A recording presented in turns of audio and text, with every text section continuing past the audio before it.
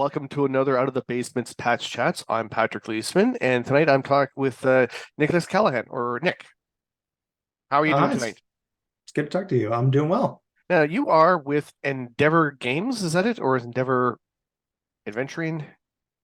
Uh, so it's kind of a more specific, name. Really. Endeavor's the name of the game. Hmm. I'm just kind of it's more of a self-publishing thing at the moment. Okay. So do you have a company name, or you're still just going Nick Callaghan introduces Endeavor Games? Or Pretty Endeavor much Game? that, yeah. Pretty For much for that, now, yeah. it's just me. All right. Well, that's the pretty impressive that you're self-publishing it. Now it's going through Kickstarter, I believe. Yes. And it just recently launched or launching soon? So it's launching soon. I'm looking to launch it by the end of the month. I got a few more things to set up right on the Kickstarter, and then I'm looking to launch at the end of the month, run it all through December, 3rd day Kickstarter. Hi, my name is Nicholas Callaghan, and I'm the creator of the Endeavor Universal Roleplaying Game.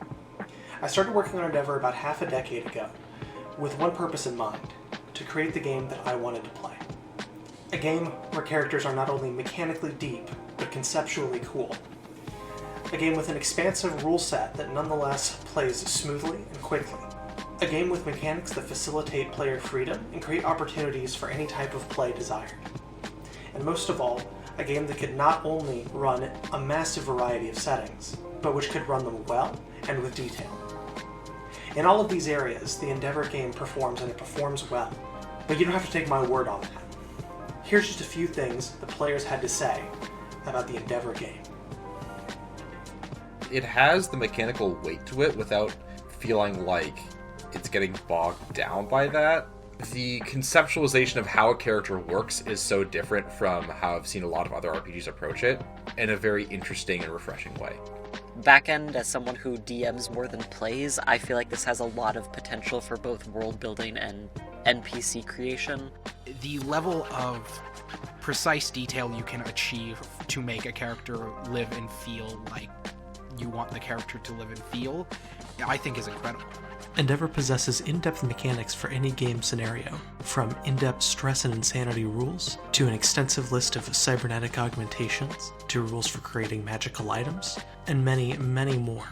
With 30 character unique heroic traits and almost 200 perk abilities, the potential for customization is nearly limitless. Endeavor is filled front to back with full-color original artwork that make the book a joy to read through.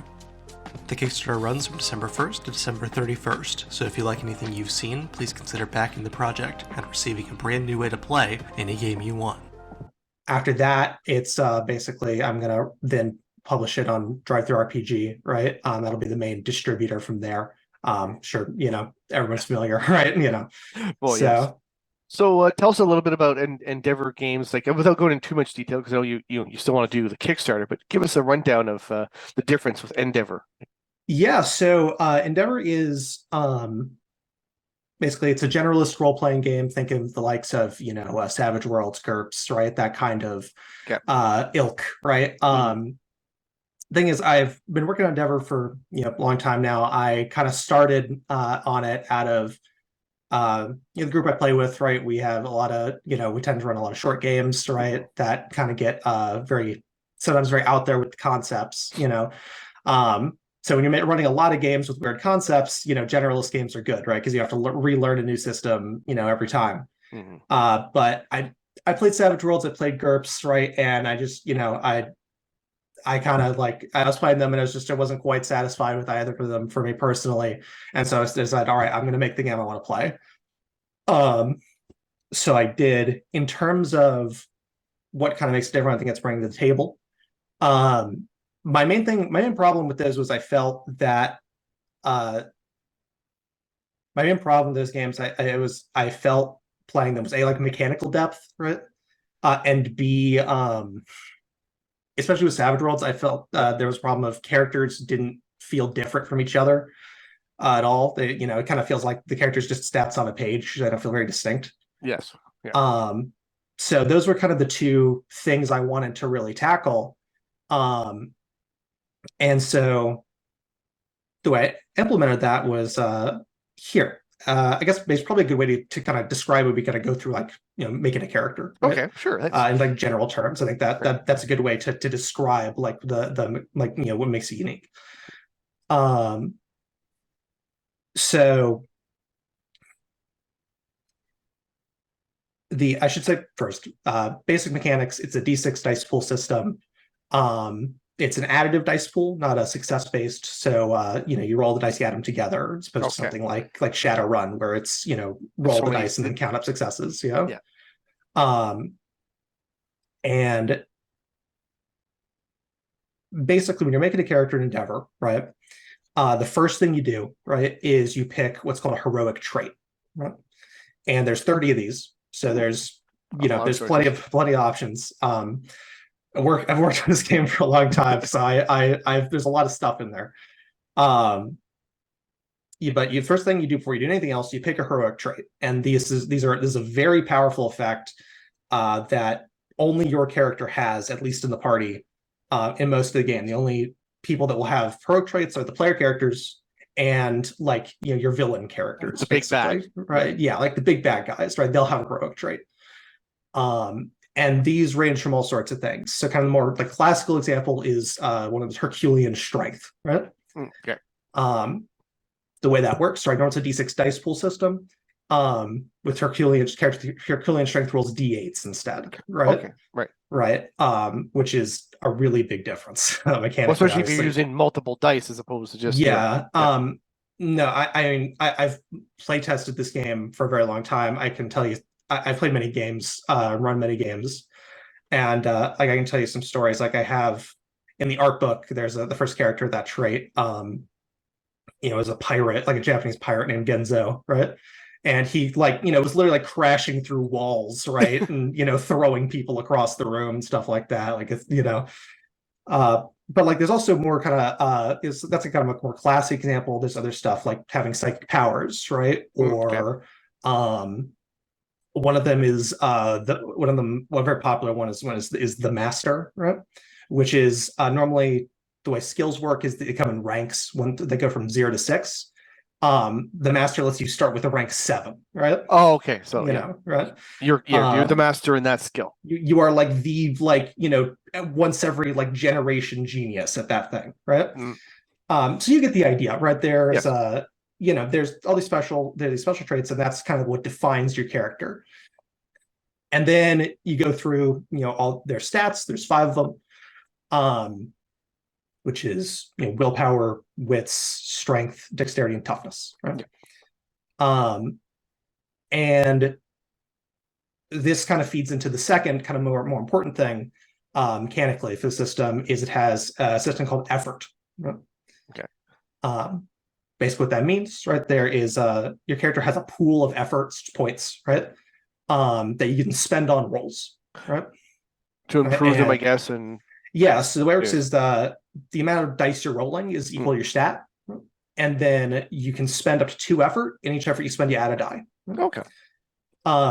The difference in failure and success is largely in how much effort you spend, right? You're going to be spending it throughout the game. It's not like so much like something like fate points, like fate, where it's a bonus, but you're not spending them all the time. Like in Endeavor, you're spending effort all the time. So it's more like, again, for other games, for either Savage Worlds or Conan or that, where there's like the momentum, or Benny's, where there's like it's going back and forth. You spend some effort, you gain some for role playing and stuff like that. So less like so I see what you're talking about. It's more so a resource you start with a lot of, right? Okay. And then you kind of need to like it's a resource you need to manage, right? Okay. All so you'll have it when you need it. Characters tend to be player characters tend to be weighted powerfully, right? They tend to be really competent in comparison to like NPCs. As long as they have effort, right? And then when they run out of effort, things start getting complicated. Then it's a little tougher. And so, basically because of that, there's kind of a gameplay cycle that happens often where it's player characters are really good, they're really competent early on, but then when they run out of effort, they get really not competent really fast, because they're dead tired, right? So they gotta, so a big gameplay mechanic is like rationing that and figuring out how much you need. So yeah, there's also, excuse me. Okay. Something I wanted to focus on, like I said, is making characters feel feel mechanically distinct from one another. Because of that, you have your hero traits, your big thing, you have your stats and your skills and all that, your kind of groundwork. Then you also have perk abilities, right? These are, what you'd expect from anything. It's like, I think they're also called perks in Savage Worlds. Yeah. Yeah, and same as GURPS, like an advantage or yeah, talents or exactly, descent. exactly. Yeah. The deal. Tons of RPGs have those. That's nothing new. I have a lot of them. There's almost 200 in the game. Oh wow. And that's all in the book, right? There's nothing, no external thing you need. And every player's gonna pretty much every player is gonna start with them. They're gonna get more over the course of the game. That's one of the heroic traits, is you just start with 10 extra perks. Yeah. Right. So that one's also popular. So your characters, the characters are not starting off like compared to D&D at first level where you can barely do anything. You're actually starting off as like, a hero already. Yeah, no, you're starting off pretty powerfully. The really it depends on the game. At the starting XP level, player characters definitely feel a lot more vulnerable. But they're definitely still very competent. At the end of the day, you have a heroic trait, and everyone else does not. And that's a big kind of inherent advantage.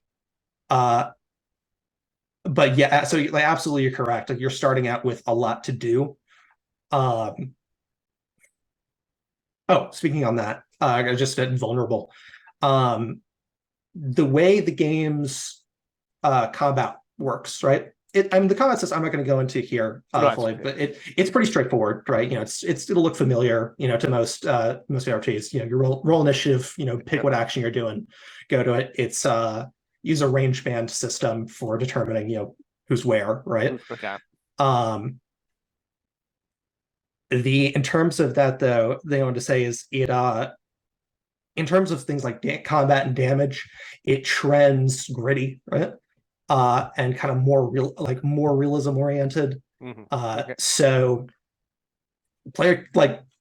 everyone, including player characters, they are not necessarily tough. Like if you get shot, right? Yeah, okay. That's a big deal, right? And that's really going to hurt you, unless your character's specifically that things, unless your character's really tough, right? But yeah, getting shot's a big deal. Like getting hit, right? Is something you really want to avoid, right? And the thing about it is that durability doesn't scale as hard as competency does, right? So this is at higher level games, more XP, like higher XP games. There tends to be, the game. Let me put it this way: the characters don't really ever get that much safer, right? Oh, so yeah, they get more competent, but not tougher. Yeah, because the max. So, for example, the max toughness like a human can have, right, is toughness 5, and that means they take 2 dice of damage away, right? Whoever gets rolled at them, which is substantial, right? But that means no human alive can, get shot and not, have a chance of getting injured, right? I actually saw this. A good friend of mine, he ran a game in the system that was set in the Halo universe, right? We were playing ODSTs. He ran a game about that, and that was a very high level, game, very high XP, and our characters could do crazy stuff, right? Because they were so high level, and competent. But there was never a point where they were not threatened by the enemy's weaponry, right? Yeah. That's a problem you run into a lot with something like D&D. Yeah, right? Is that you're like, oh, it's a kobold. Who cares? I'm 15th level or whatever. It's like he can't do anything to me. He won't be able to hit me. And if he does, I have 100 hit points. So yeah, exactly. That was something I really wanted to avoid, right? And obviously people have different opinions on what kind of the role of danger is in role-playing games, right? I've always been of the opinion that if your character can't die, right, then why are you even doing the combat, right? Well, it's also then you're more towards the high-end superhero games, right? Yeah. Well, so Endeavor isn't really. I wouldn't call it a superhero game, right? It's No. definitely like. No, I was more saying for like if you don't want your character to die, yes, yeah. If your character don't want to die, we'll go to like some big superhero Gotcha. game Okay. because then you're never worried about dying. And Yeah, exactly. I agree with you. I figure that's some of the D&D ones now with the fifth edition. I don't know if you've played the D&D fifth edition at all or looked at it. I played a decent amount of it. I'm more familiar with older editions because I don't play as much D&D nowadays. When I played D&D very heavily was when I was a kid, and I was playing 3.5. And then I've played a good amount of 5e though. We played on occasion. It's just like Um, with the deaths I'm looking at with the death saves and everything. It's like it's like okay, almost impossible to kill. It's not impossible, but it's very hard to kill a character. that's I think it's actually a thing I think is a trap that some RPGs fall into. D&D is one of them where it makes killing a character hard, not just like mechanically partially, but also like hard for a GM to do because it feels like the GM has to be really mean to you for your character to die, right? Like it almost feels targeted. Yeah, exactly. So, like it's like your guy's gonna die tonight. Like, wait, what? Like, you're right. It is it's obviously built into this area where the GM's like, okay, I don't want people to survive this. Yeah, so it's like because like it's very hard to die. I won't say accidentally per se, but like as an instant thing. I will say in Endeavor, something I've noticed just the way the damage and versus like the hit points. It is an HP system. The way damage versus hit points is balanced. Player characters don't die very often. It's pretty rare, but player characters can get injured really easily, right? Okay. And that's kind of the risk reward is not necessarily you're going to die from getting shot, right? But you're gonna feel you're gonna be injured and yeah. Well, so part of it is there's an injury system, right? okay. Way it works is if you take 10 damage at a time, right, all at once, you get an injury. If you take 20 damage all at once, you get a critical injury, right? And that can range from like you get shot in the eye or something, right? You can't see, or to all the way up to like one of the critical injuries is straight up you're paralyzed, right?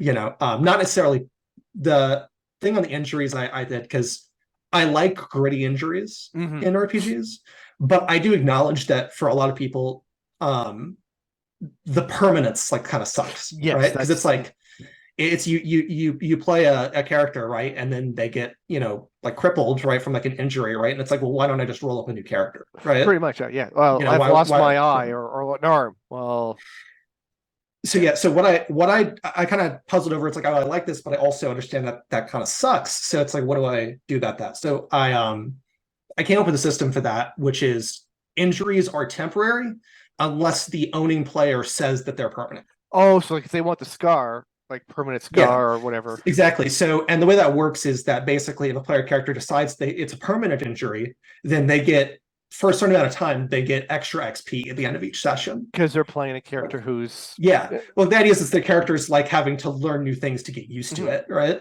Yeah. That happened in a game I was running. Well, that was a while ago, but one of my player characters I was with the game, they were extracting from like basically his fighting zone, right? And he got like one of the player characters, one of my friends, he was like defending the rest of the party as they were like trying to run to a helicopter. And one of the bad guys that got really lucky and shot him, like they had critical injury. Right? Yeah. And it was like lost arm, right? Ooh. And so on that one, it's like, okay, you have to, on that one injury in particular, it's like, you need to decide if this is permanent or not, like now, right? Yes. So I know how to narrate this, right? And he was like, okay, it's permanent, right? Oh, yeah. So he narrated, like, yeah, his left arm, like at the elbow, just got blown off by an AK-47, right? And we had this whole scene of him like recovering in the hospital, right? And then like, now he's got the one arm, right? Yeah. And he's got to figure out how to play with that, right? So for him, that's a really cool character thing, and he wanted to do that. But for someone else, you don't have to. No, but like I said, it does gives the more role playing aspect of it, right? Where it's like, oh, you can role play your injury permanently if you want to. Adds more detail to the character as opposed to just, I don't care. You know what I mean? Like in some games, Yeah. it's like, yeah, oh, I'm crippled. Well, in some games, you have also, I'm sure, seen where you're dead. Wait, what? Yeah, your head is crushed in. You're now dead. Oh, Yeah, the oh, oh, instant, the instant death like yeah, results. That is a thing. I go back and forth on something like because stuff like that can happen in like the Fantasy Flight like 40K games. Have you ever yes, played those where yes, they have charts on which a 10 is just you die immediately, like even yeah. if it wasn't an otherwise lethal hit. It's just because it was so, yeah. Yeah, and it's like that's I really don't like.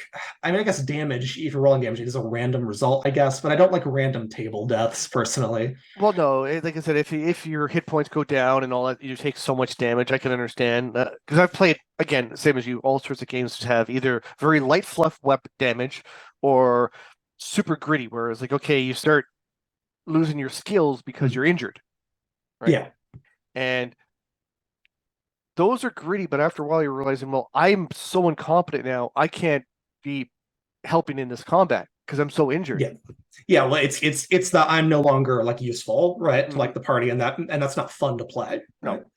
No, And like then yeah, and then there's the injury recovery, which, like, for some games is like, okay, like D&D again. I took a long rest. I'm all good. To other yeah, ones, like, so it's been 4 weeks and you're still slowly recovering. Oh, yeah. okay. That can work for some games. The, Mhm. the only games that works for is I think ones the games that aren't where you're not fighting, like even Yes. every session, like let Yeah. alone, I played a lot of Burning Wheel. Um and are you familiar? I should No, ask for it. no, that's okay. Um That's it's a very role play centric, like very social drama centric game. okay. Um because of that, you're not fighting, right, in most sessions, right? It has this very elaborate fight system, but it's made for like, it's made for like duels and stuff, Duels. Oh, right? okay. Well, yeah. Right? Um, like so like your character might get injured for like 3 months in that game, right? But it's not going to But affect, you can still do social yeah, stuff and exactly, right? But for like most of the stuff the character is doing in a session, Mhm. right? You being injured is a role-playing thing more than like an issue. Um, so for some games that can work, I don't, I originally had like kind of a less forgiving system, and then I revised it because I just like, for the type of game this is, like Endeavor's very kind of a primarily it's been used basically as kind of a pulp, like, like a lot of pulp action, right? Yeah, yeah. And for that type of game, that does not, it doesn't work, right? No. Um But again, Endeavor is an open sort of one for, it can be fantasy, it can be science fiction, it oh can, yeah, yeah, and horror and all that sort of stuff. oh yeah, it's been anything, it's been all of those. I mean, just to give you an idea, so something I should say, I did a lot of things to try to make it open to any kind of setting, right? Okay, yeah. One thing I did was I set and when you start a campaign, right, you start a game, you set what the time period is for the game, and it's just like past, modern, future, right? Oh, okay, yeah. And there are equipment lists for each of those. There are perks and abilities for each of those, many of which overlap with most of which overlap with each other, but some don't, obviously. Mhm. There's unique mechanics for sections. I have, like, for example, I have rules for magic weapons. I have rules for cybernetics. I have rules for laser guns. I have rules for, flintlock pistols, right? Oh my goodness. I have, like, just a ton of stuff, right, added. I have run or have played, right, because I have a friend group that has run games of this and I've played in them. Yeah. So I wanted to see, obviously, as well, the player perspective, and also, I made this game because I made the game I wanted to play, so I wanted yeah, to play exactly, it, yeah. right? Now, do you have also space combat, like for starships and that? I have vehicle combat, Vehicle right? combat. I don't have, like, I think that was something I considered for a while. I ended up deciding no, just because I feel if it's basically bigger than a tank, it's kind of out of scope for the system. Mhm. But I do have like vehicle combat, right? And you could use the same rules, right, as the vehicle combat. It's just as base, the intended is like, something as big as like a tank or so. But yeah, in terms of games that have been run, the very first game I ever ran, and the system is barely recognizable from then, because this was years ago. But the first game I ever ran of it was about a tournament taking place in 14th century Japan, right? Oh, wow, cool. And it was about basically all these, I pre-made 8 characters. My friends just pick whichever one you want, and they all have their own motivations to be there, right? And what the thing. So that led to many misadventures, right? Like the character Genzo, as I said, who later became known as Genzo, because he doesn't have a last name. So when he was signing up for the tournament, they asked him to put a surname, right, assuming he was like a samurai, right? And so he just put Genzo, and that's his name from then on out. Or like I had one character who's like a merchant, right? They had like criminal that connection that was getting like strong armed by like criminal connections to like sabotage things, right? Yeah. And at one point some guy found out about this, tried to kill him, and he like basically totally turned it around on him, right? Because he got a really lucky like surprise hit on him, basically, and like just broke his arm and then ran away.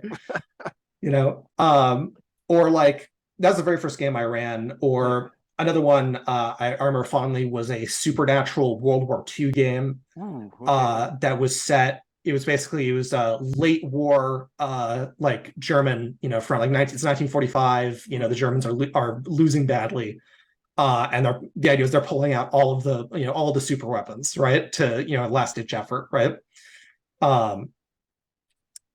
And I had like World War II soldiers that were fighting these like undead like golems, right?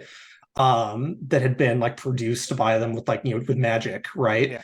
And then later on like a zombie like plague, right? Before eventually like defeating the final boss, who was like a cyborged up like Nazi officer, right? Yeah. Right. And then I had a friend of mine right now is running a game that's like a surreal horror game that's about escaping this like surreal like kind of interdimensional prison. Okay. That's a sequel to another game he ran also using the system that had a similar kind of concept. I had a friend of mine ran a game that was like a very Star Trek-esque like space opera that was about being basically aboard like it was its own universe, but it's very you think about it as basically you're on board the Federation ship, right, going from planet to planet solving problems, right. I played a spy character in that was like set by the Federation government to like keep an eye on everyone. And he had like one of the things I had for him was the idea is he doesn't leave any traces, right? Okay. So the way he kills people is he has 2 like high power robotic arms, right? Okay. Which don't leave any. So the idea is they don't leave any fingerprints, right? Right. So he just goes and like breaks people's necks, right? Without leaving fingerprints or anything. Yeah. Yeah. Right. So you must have a pretty good group of friends though and players they put up, because earlier I'm sure some of the earlier ones they're like, wait, this doesn't work. Oh yeah.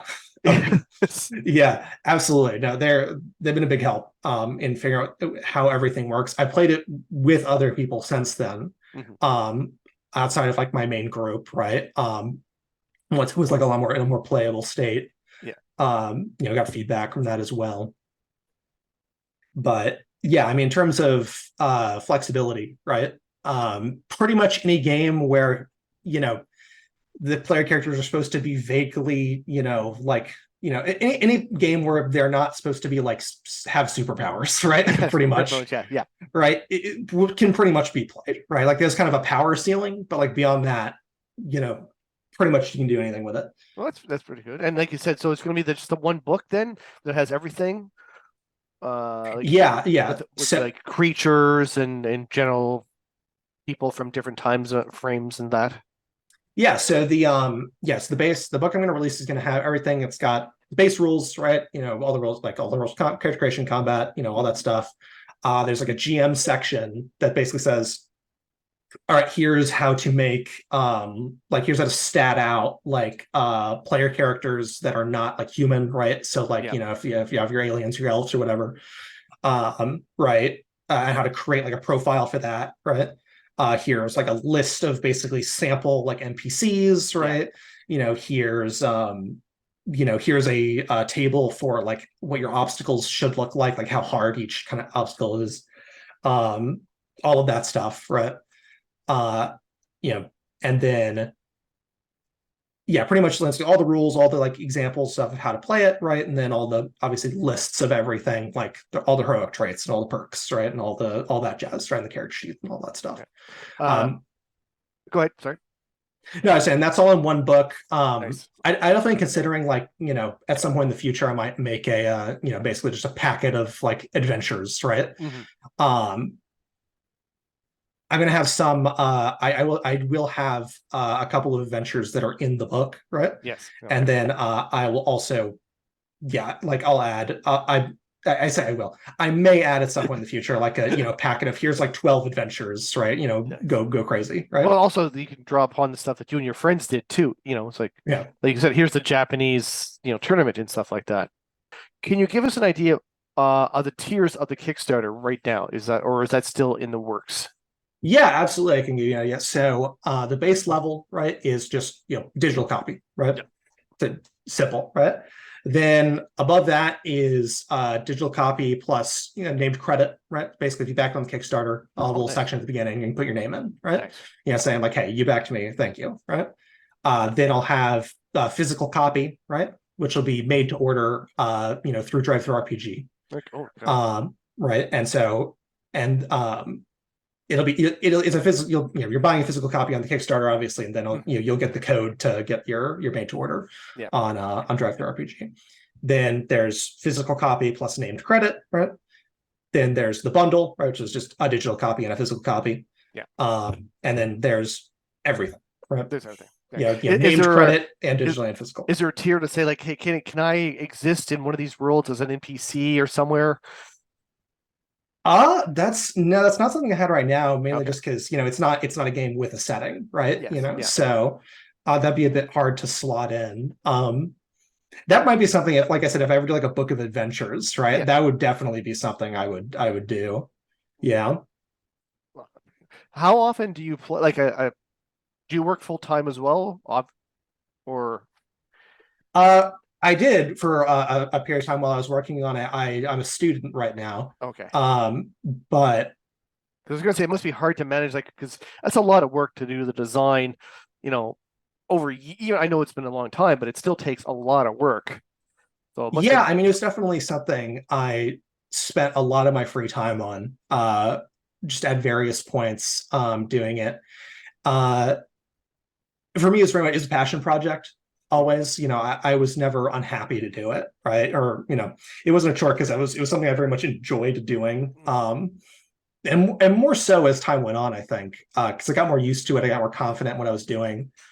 Well, plus seeing friends playing with, you know, like, hey, I'll run a game in your world, you know, I'll run adventures in your game or for your with your game. No, absolutely. That was a really big thing. I remember like years ago, the first time someone said like I'm gonna run a game in the system, right? I was just like, oh my God, yes, I've hooked them, you know. And then like introducing it to other people, right? Having them, it's always been interesting, especially looking at people who've never played it before, right? Yeah. And then they look through. I think one of my favorite things is when they look through like the perks section and then find something they like, right? And it's like, you know, oh, that's cool, right? And it's just like, yes, got them. But yeah, I mean, I managed to balance it. I spent a lot of my free time doing it. I took it in chunks, right? So I'd kind of, you know, I kind of released it in updates, like kind of like patch notes, right? Where I'd just say like, okay, this is what I want to work on for now, right? Yeah. And then I'll do that, and then, you know, go to something after. Yeah, like the magic system. Like I'm going to work on the magic system for that. Exactly. Exactly. Like I'm gonna work on magic, or like I feel like this needs rebalancing, so I'm gonna do that next time, right? I went through a lot of versions. Like I said, the original version I play tested in college, right, like early, like beginning of college, was like unrecognizable, right, almost from now. Like the core things, like effort and heroic traits, and that was the same, but like other than that, pretty much everything else was that. I did all types of stuff. I did like all types of injury systems and like versus HP. I did hit locations at one point, then decided to drop it. I did a ton of stuff. Yeah. I was gonna say, I don't blame you dropping hit locations. I've played games, like some games that works for hit locations, but I find it slows combat down. that was the reason that I decided was combat drug on, right? And that was the reason.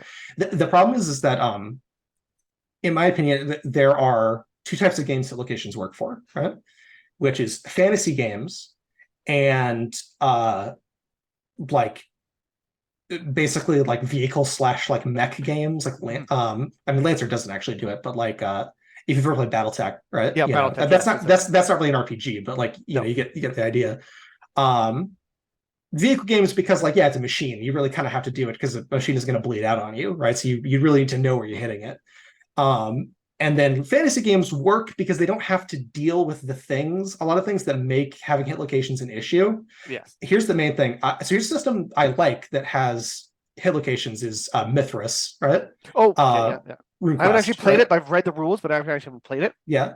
And I like the way it works. I like that game. I like the way it works. And I thought when I was trying to figure out whether to do hit locations, I'd have thought of like, okay, how does Mythras handle explosions, right? Mhm. Because that's something I was having an issue with, right? And the answer is it doesn't. There are no rules for explosions because really? it's a medieval fantasy game with low magic, right? Yeah. So you're not going to run into explosions, right? No fireballs or big anything else. Yeah. Exactly, right? So and it's just like and it works for that, right? Because that's just not a common rule you're going to run into. But for a game like mine, right, where like you can just throw a grenade at someone, right? You know, you need to know. I need to know mechanically how that's going to work, right? Yes. But yeah, I tried all kinds of stuff. I like tweaked, you know, various. Oh, go ahead. Sorry. I was going to say for one of the ones I would use it for is sort of like a anything that deals with like a war one, like anything in Vietnam or stuff like that, where you have armor that doesn't cover all your body. Like you've got the Kevlar vest, but not your arm. Well, that makes it hit locations matter, right? Because if you're getting hit in the torso, then you're being protected. But if you're being hit in the arm, well, yeah. Yeah. So I actually, you might be interested to hear on that. So in the game, there is actually kind of an abstraction of that idea. Okay. Because I didn't like hit locations, but I ended up going with it. But I did want to have that feeling of like, well, it matters if you're wearing up breastplate only versus you're a knight in full armor, right? Yeah. So I went kind of with an abstracted version of the system, which is just when you have armor, it has a coverage rating. Okay. Yeah. And the way that works, it's very simple. So one thing in the game, there's degrees of success, right? Every 5 you roll above the obstacle is an extra degree of success, and you can have up to 3 degrees of success. And at 3, it's like that's your crit, right? That's your like perfect. The way coverage works is just it tells you how many degrees of success you need to roll to like bypass the armor. Right? Okay, so like you need 1 degree of sorry, like so for some armors at 2 degrees, you're getting the armor. Exactly. Or you're bypassing the armor. If not, you're hitting the armor still. Yeah, exactly. Right. Yeah. And that was kind of my solution to that. It works very well in practice, I found. It also, my initial concern when I made that system was that it would end up making armor feel not valuable. Right. But it didn't work out that way because even if they roll so high they're ignoring your armor, they have to spend their degrees of success to do that. Right. So you're still taking less damage than you would have. Even if not by as much. Yeah. But yeah, that's just one of many things that went through various iterations. I like the ideas of degrees of success. There's a game I'm playing now. It's called The Song of Ice and Fire, based on the Game of Thrones from Chivalry, Chivalry and Sorcery. And they have the degrees of success. So the better you hit, the more damage you do. Because I've also played. I don't know if you remember White Wolf. Vampire. I am a big White Wolf fan. As much as that sometimes hurts to say these days, that's actually White Wolf was a big inspiration for the idea of heroic traits because it was like when I was making it, it's like I don't want a class-based system. No. But I want player characters to have something that like they can have to themselves that is special, right, from the other player characters. And so the idea of like clans and vampire were that, right? And that was something I was familiar with. So okay, I was going to do something kind of like that, right, where it's big and it's important, but it's not an obligate class in the way of like D&D. Yeah. So I'm very familiar with White Wolf. Okay. It's just because I remember things where like, you have so many dice, you get great successes, but then you have to put that and roll those dice and you could end up with nothing. Even though like you did like, oh look, all my dice are successes for hits. I roll and I do no damage. That's why. So I was like, I like the degrees of success because if I hit really well, I'm doing more damage. Period. Yeah, exactly. Werewolf does have that weird, like vampire has a weird thing where it's like you can almost never miss, but then soak can make it can reduce it to nothing, right? Yes. Which is like really like I love vampire. It has some dodgy mechanics, I feel, Oh, yes. but Well, but I remember playing the first edition. You probably weren't in first edition, but they had first edition No. vampire, and then they went to werewolf and then mage. But they did the power creep from each one. So that's what they had to do the whole rework, because it was like, okay, I'm a vampire. Wait, a werewolf can rip me apart, no problem. Oh, wait, yeah, I know. a That's something I mage find with- hilarious about World of Darkness, right? Is that werewolves are so hilariously more powerful than vampires. Like it's not even like it's hilarious. Well, not quite true. Like the most powerful vampires are way more powerful than the most powerful werewolves. Yes. But the average werewolf is so Will much more destroy- powerful than the average vampire. They just body them. Yes. And then mage uh, is just I literally can say that you don't exist and you don't. Yeah, Right. and it's like a mage with they had the spheres, so there's like up to Yeah. 5 dots and things, but they had the mage with level 1 in a mind power could resist an elder vampire. Yeah. I was like, exactly. Wait, what? I'll be a mage then. No, they're not. I think it's weird because they're called World of Darkness. Like it's supposed to be kind of an expanded universe, and it is to an Yes. extent. But those games are not cross compatible. Oh no. Did you ever try doing that? Did you ever have a player's, hey, I want to No. I only ever include. I included other stuff from the World of Darkness in my games, but only as like NPCs or enemies, right? Never as players. I let them. Oh no. Yeah. Oh, and, no. I like to say it. I had a guy who was playing a mummy because there was the mummy thing for a while, and there was mage. That is the and- one I know nothing about. And, Like it did not work because the powers were all over the place.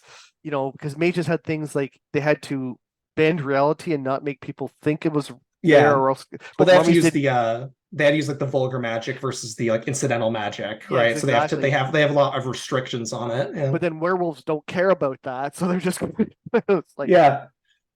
Well, that's Oh, one yeah, thing is like werewolves like there really is like the werewolf privilege in like World of Darkness, because they literally can use all their powers and people just freak out and forget about it. Like they Yeah, they don't have to worry about like the equivalent of the masquerade. Like no, at all. exactly. It's like people just forget. They'll say it was a big dog or rabbit dog or something. Their just Yeah. brain can't handle it. It's like, wow, they get away with a lot. They get away with so much. It's so unfair. And another guy was running the same thing, but we were doing a bunch of vampires, and then my character died, so we were dealing with werewolves. So he's like, okay, you can play a werewolf for the next little while. That also was a mistake because one of the players was the Malkavians, the crazy guys. Yeah. So he picked up a stick and ordered my werewolf to fetch like a dog. Uh-huh. Of course, set off the rage. Oh god. And that's where they found out that okay, there's 5 vampires and 1 werewolf. How bad can it be? Oh my god. Yeah. Oh my god. Oh no. Oh Jesus. Yeah. Right. So, but like I said, I guess coming down to, I'm glad you and your friends found they love it very much. Because even if I found if you're playing, even if the system's not the best, if you're with a good group of players, you can overlook some bad games and some bad mechanics. I have overlooked some bad games in my time. I will say. It does keep it interesting. And like I said, how many players do you have for your core group? Like you mean like at in an individual session, or like how many the pool of people I'm The drawing pool of from? people that for About at various times about 8 people. that's pretty good, yeah. Different times, more sometimes more like 9 or 10. That's pretty good, yeah. It's okay, I should say. Oh. Regular people, right? Like currently about 8 people that have regularly played the game at some point, right? About like 12, Oh, right? that's pretty good, yeah. Discounting things like one-offs or like showing the game to other people. Like I'm talking people who have like played the game long term. Mm-hmm. And I did a lot of testing with them over time. Various stuff, and they really help. Especially I have one friend who I would say his name because I don't know anything, but like he was the one that was mainly like coming to me like, this mechanic is stupid, you should change it, right? This doesn't work, like this is crap. Yeah. Right? To his credit, I pretty much always ended up following his advice. I think he gave me really good advice on some of them. But yeah, like I just tested it with a lot of different games and then adjusted, right? That was something I was very set on, was doing a lot of playtesting from the very beginning, because the best way to see what works and what doesn't in actual play is to play it. Right? Yes. That's why that's another thing I had in a similar line. That was something when I was designing the game, I was really dead set on, was I was going to math out all the abilities to make sure that they were balanced, or as balanced as they could be. Because something I see in RPGs all the time, right, is you see RPGs where the creators did not do the math, right? Yes. Right. That's all yep. On how their abilities work. And it's really noticeable. While I do love this game, I mentioned Burning Wheel before, right? While I love Burning Wheel is very guilty of that, right? Like, for example, one of the big things that always annoys me every time I see it is the game treats +1 die and +1 obstacle as the same thing. Oh. But okay. it's a success. It treats them as equivalent, right? Oh, yeah. Because whenever you get a bonus, it's +1 die. Whenever you get a penalty, it's +1 ob. Oh, plus, okay. Right? So the game treats them as equivalent. The problem is that it's a 4+ success-based dice pool. So 1 die is a 50% chance of 1 success. 1 ob is always 1 ob, right? Yes. So they don't scale together at all, and it makes it so that if you have one thing that's causing you difficulty and one thing that's helping you, you are worse off than if you had neither of those things, because the math does not work out, right? Right. Or like just generally with like abilities in games, a lot of them, I played a lot of games where it felt like they did not math out how useful this is in comparison to like getting something else. So I went in, yeah. Oh, God. I was going to say, I know what you're talking about, because the original Cyberpunk, when it came out, oh yeah, it was like, oh, I'm going to be a solo. Okay, solos have a special advantage that their special ability, their heroic, whatever you want to call it, that it added your agility or athletics or whatever it was, plus your defensive ability, plus that ability. So which could be, each one could be up to 10. So you're looking at 30. But to shoot someone was only 2, your stat and your skill plus a dice. So you're having 30 plus a dice as your defense versus 20 plus a dice. So like, well, I can never even hit myself. Yeah. It is like, yeah, so like it's at max levels, like mathematically impossible to hit. Yeah. And that's where you're like, this is broken. So like, yeah, and that's where you're right. You're like, did you guys play test it enough where to see what happens, or did you, because you guys did, but on other games, you're like, did you create higher level players and see how it worked and that? And that's a big thing, is a lot of games fall apart at high level because I don't think they played extensively at high level. Mm-hmm. We played very extensively at high level, and player characters are very powerful at high level. Don't get me wrong. Like there's some stuff that I could argue like it breaks a little, right? Just in the capacity of like, you're so good, you basically can't fail certain things. Mm-hmm. But like, not in that way. Like, like we played very extensively at high level. So for example, right, and I know you don't really have the metrics for this, but just to throw the numbers, like the standard starting XP is 75 XP to spend on like whatever you want after you do all your other stuff. Right? Yeah. We've played games up to like 300 starting XP, right? Which context, that much more XP would let you put like +1 into all of your stats, and you can only increase a stat twice normally. Oh, yeah. Right. Like, so you had characters with like maxed out stats in like what they're good at. They have maxed out skills, right? They have, like, 20 perks, right? Yeah. Like just tons of stuff. And even then, like, it wasn't matter. You'd have to shift, like, obviously, what you're putting them against, right? Like, people aren't going to be threat at that point anymore, but like, it still worked, right? It still functioned in a way where it wasn't like it is mathematically impossible to do this, right? Yeah. But I know absolutely what you're talking about though with a lot of RPGs, they kind of fall apart at high level. Yeah. And that's something I did try hard to avoid. I hope successfully. Yeah. Did you ever? Are you familiar with a game called Champions? Champions. I don't. It's similar to GURPS. It's similar to the hero system. What's called the hero system. So I've heard of the hero system. I haven't played it, but I've heard of that. So well, it started as a superhero one, is where it first started from, because it was meant to have like superhero, and if you ever want a game that to design any superhero, that's your game. That's the one. Mhm. Don't play it though. Because it falls You can apart. make the character, but then you have to play it. Well, yeah, and because that's where combat would. I mean, that's the slowdown for any game, right? Is combat tends to slow Yeah, games absolutely. down. This game would just grind to a complete halt because you had 12-second. It was based on 12-second intervals, but you could act every guys would act every 4 seconds, 4 times in there in that 12 seconds.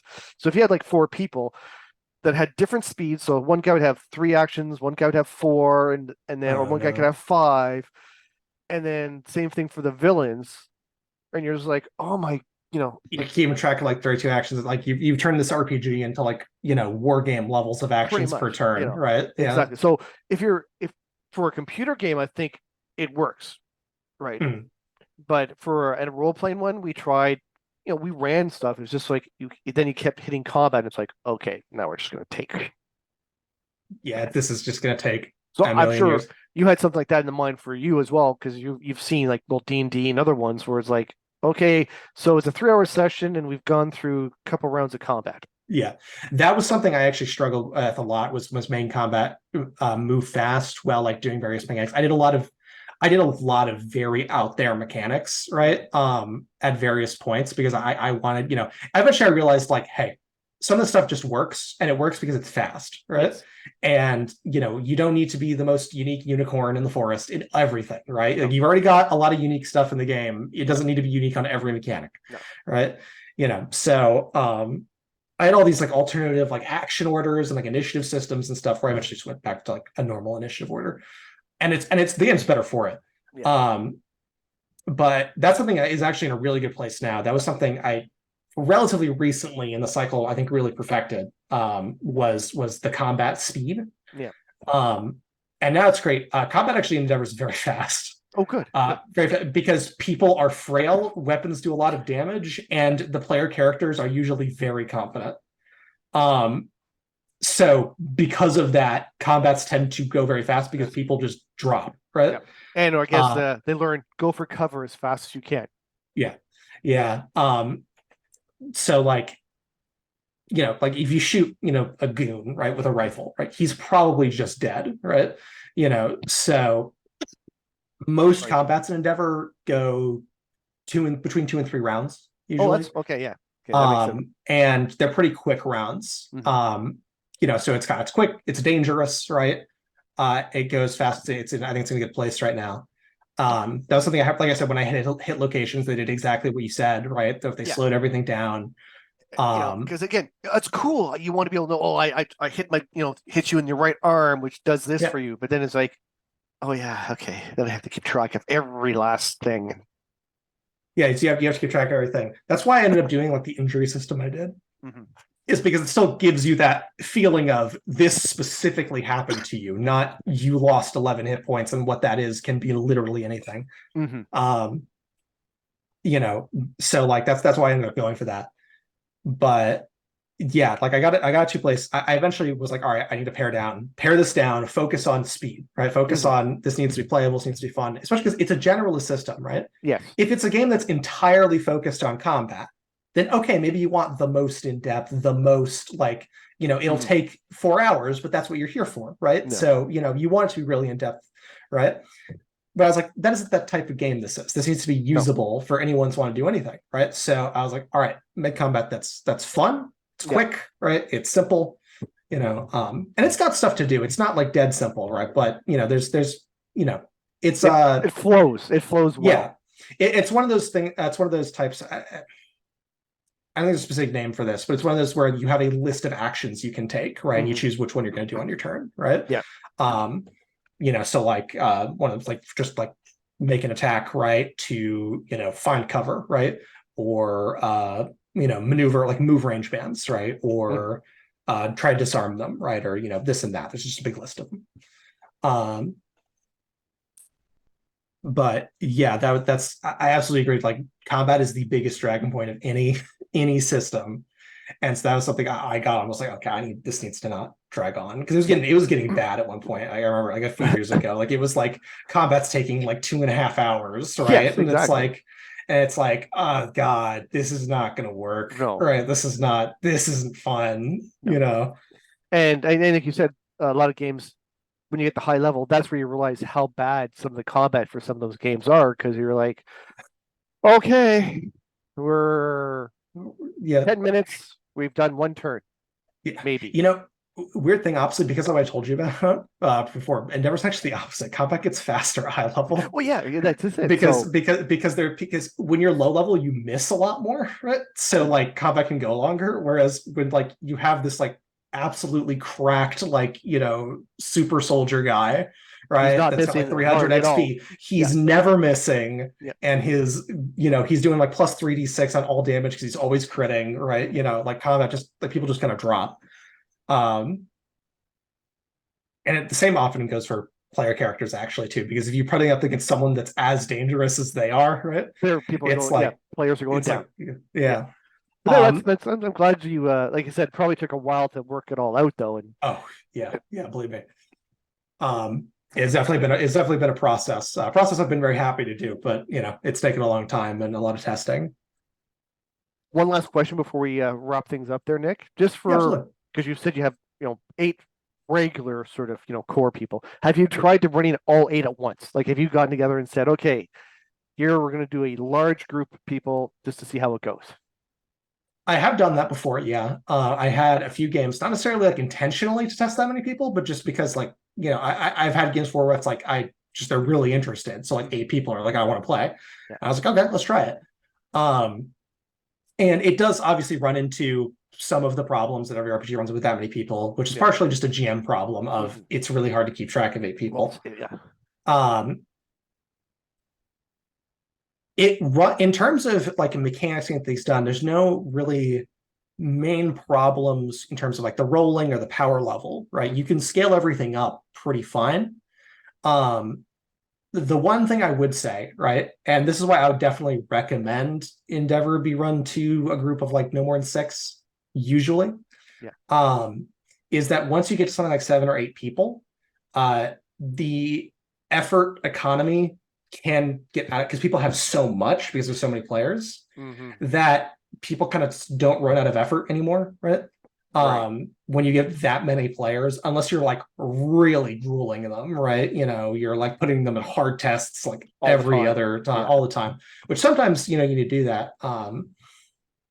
But yeah, sometimes the effort economy can get a little weird at that many players. Not necessarily that it depends how like powerful the players are too. Yeah. Like if you're base XP, then it's usually still okay. Even with like a lot of people. Whereas if you have like 7 high level characters, right? It can get and again, that doesn't necessarily, it doesn't break the balance of the game per se, right? Because again, the mechanics like the obstacles and the enemies and stuff you can scale up very easily.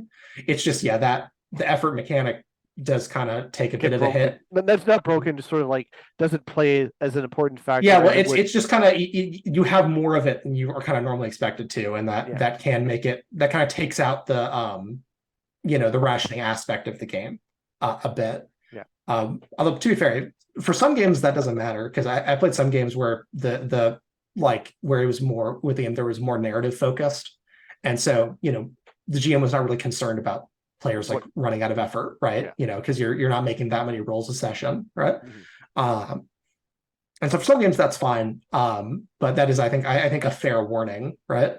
That I think the ideal player count, right, is to be fair, honestly, I think for most tabletop RPGs the ideal player count is 4, right? Yes. For me, it's also just because as a player, if there's 8 of you, it's the GM can't have run 8 people at once, right? So it's like, okay, so Nick, what are you doing now? Patrick, what are you doing? And then if you start spending, you don't want to spend too much time per person, because then there's 8 of you, someone's waiting almost an hour before they're actually getting their chance to do something. Yeah, like not in combat, just like role playing wise. So right, if you're doing a narrative story, it's like, okay, Nick, you doing something? Oh wait, I'll get back to you. Pretty much, yeah. We've played a lot of games where it's like you have very narrative stuff, so you have a lot of like all right, you were doing this character's scene because he's like having this dramatic scene, right? And then it's like yeah, with too many players, you're kind of just waiting for a long time. That's not really solvable by a system. That's just a No, GMing thing. That way, it's just But most games recommend 3 to 5 players as their cap, just to be able to handle the players as a GM and give every player something to do, as opposed to, I'm pulling on my phone because it's been 50 minutes and I haven't really done anything. yeah, All right, well, Nick, we're looking forward to the Kickstarter. Well, Nick, this sounds like a really fun game. I'm going to back it because I want to get the hardcover copy to try with my friends, because we're always looking for a fun, fast-flowing game where, the scaling works properly. That's also very generic. yeah, you can use for anything you want. Absolutely. Thank you everyone for watching other Patch Chats, and make sure to check our links. And also there will be links for Nick's Endeavor and everything, the Kickstarter and everything. There'll be links below, and make sure to check it out. And at least order a PDF. Just order a PDF if that's all you're going to do. Thank you Please, very much. for me.